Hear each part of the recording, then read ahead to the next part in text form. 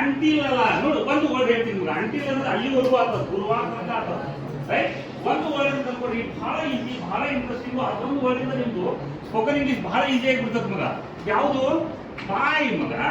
ಬಹಳ easy word. ಏನಿದೆ ಅದ್ರಲ್ಲಿ? 2 ಅಕ್ಷರ ಅದಾವ. You should finish it by Thursday. You should come here by 12 o'clock. ಎಷ್ಟು ಈಸಿ ಇದೆ word.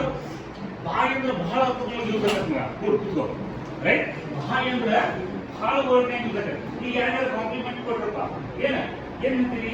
This is our compliment ಬಾಯ್. ನೀವು ಹೇಳ್ತೀರಿ ಹೌದಲ್ಲ?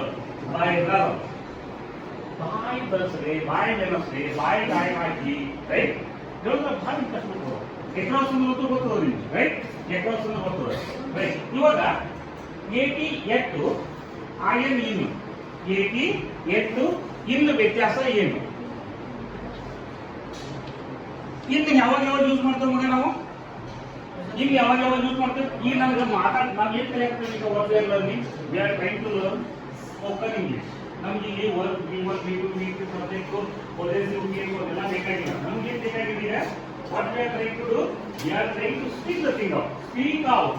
V are trying to speak out the things, right? ಹೆಂಗೆ ಹೇಳ್ಬೇಕು ಅಂತ ನಾನು ಹೇಳ್ತೀನಿ ಇವಾಗ, ರೈಟ್?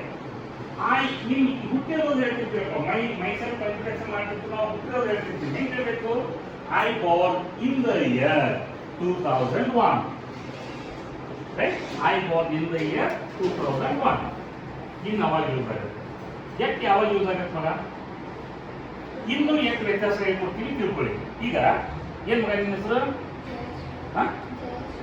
ಜಯಸಮ, ಜಯಶ್ರೀನ ಜಯನ?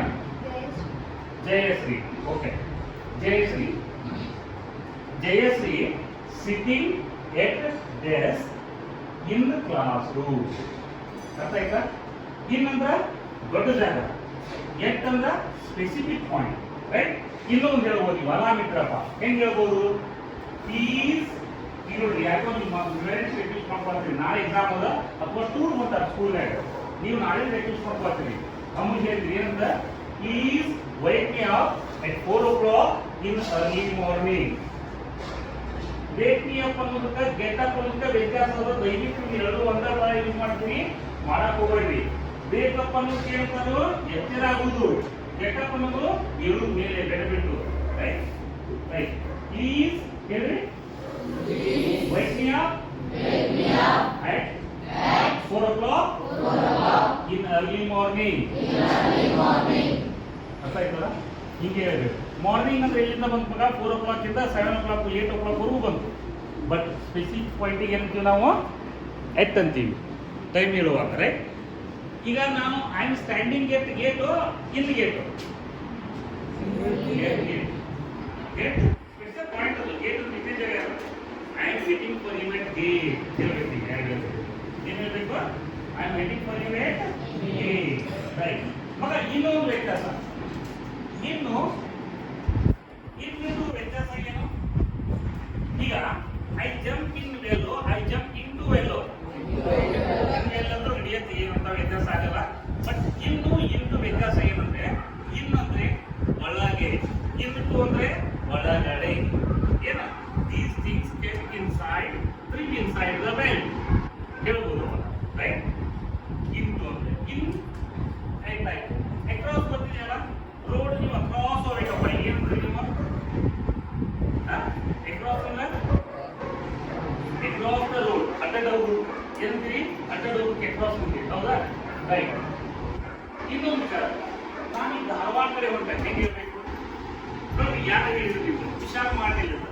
ವಿಶಾಲ್ ಮಾಡ್ತು ನಿಮ್ಮ ರೈಟ್ ಸೈಡ್ ಅಂತ ಹೇಳಿದ್ರು. ನೀವು ಜ್ಞಾನದೀಪ ಕೋಚಿಂಗ್ ಸೆಂಟರ್ ಇಂದ ಇವಾಗ ಇಲ್ಲಿಂದ ಹೋದ್ರೆ ನಿಮಗೆ you will find the Vishal Mart right hand side of your right hand side ಅಂತ ಹೇಳ್ತಾರೆ ಅನ್ಕೊಳ್ಳಿ. ಇವಾಗ ನಿಮಗೆ ಕ್ವಶನ್ ಬರುತ್ತೆ, ಈ ಕಡೆ ಹೋಗುವಾಗ ಈ ಕಡೆ ಹೋಗುವ ಕ್ವಶನ್ ಬರುತ್ತೆ.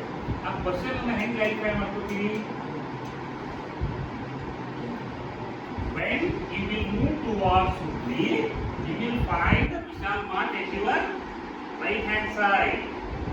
ಈ ಕಡೆ ಬಂದ್ರೆ towards ಯೂಸ್ ಮಾಡಬೇಕು. ಏನು ಮಾಡಬೇಕು? towards ಅಂದ್ರೆ ಅದರ ಕಡೆ ಅನ್ನಂಗ.